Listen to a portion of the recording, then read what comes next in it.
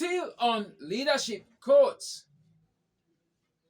Don't forget, we're having these classes, these quotes, so that you can put them into reality and see how you become an amazing leader. One, the first step of leadership is servanthood. That is put forward by John Maxwell. The first step of leadership is servanthood. And that is true. You cannot be a leader if you cannot serve. You need to serve, understand the ethics of servanthood, and that will help you become a true leader. So the first step of leadership is servanthood. Every leader at one time become a servant. Every leader has played the role of servanthood. There's no leader that has not served. If you are a leader who has not gone through serving or servanthood, you will not do well in your leadership. Why? Because you've not enjoyed the beauty of servanthood. So for you to become an architecturally minded leader, you need to serve. You need to serve. So learn to serve. Learn to render service. Yes, for you to become an outstanding leader, you need to serve.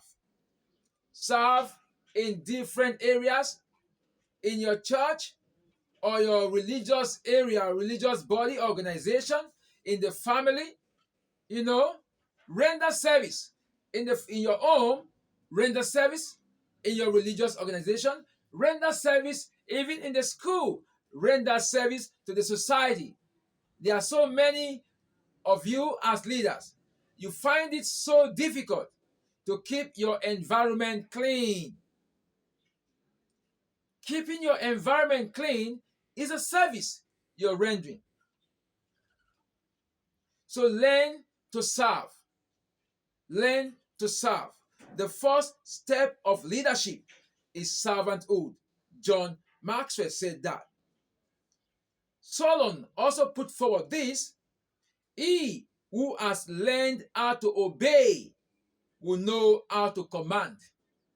He who has learned how to obey will know how to command.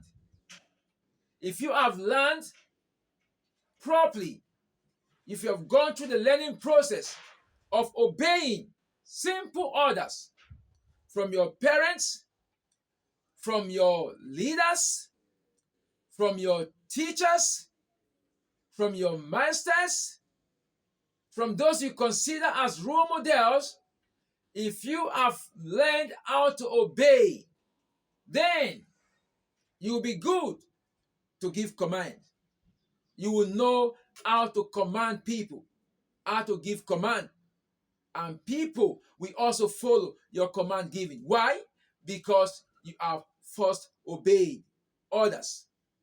So as a leader, you must learn how to obey simple rules. There are so many leaders that flaunt or violate certain rules given to them. For example, in the school setting, you've been asked to make a certain hairstyle.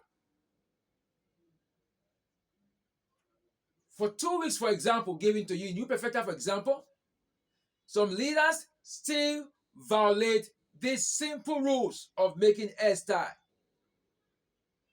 You've been asked to come to school with black polishable shoes. Some leaders still break these rules. You've been asked to use your black belt and your tie.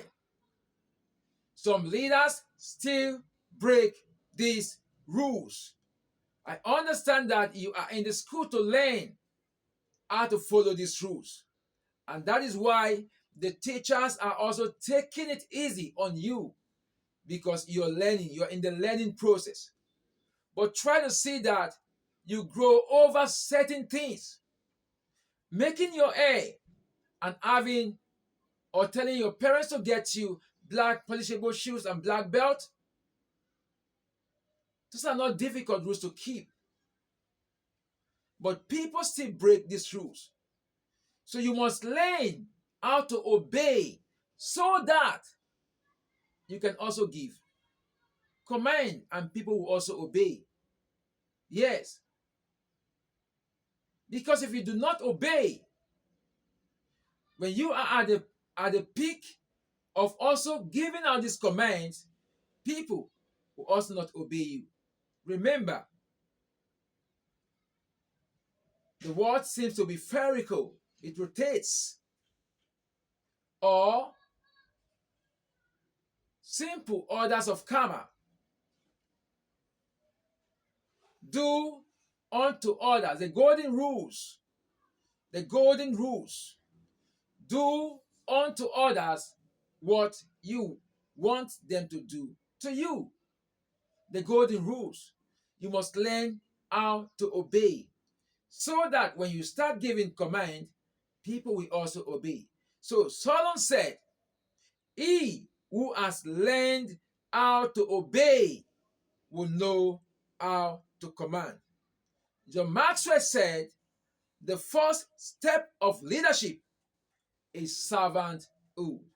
Let's put this to practice and become the true architecturally minded leaders. Let's put them into practice, let's put them into reality, and let's see how we excel in our leadership skills. See you in our next other class.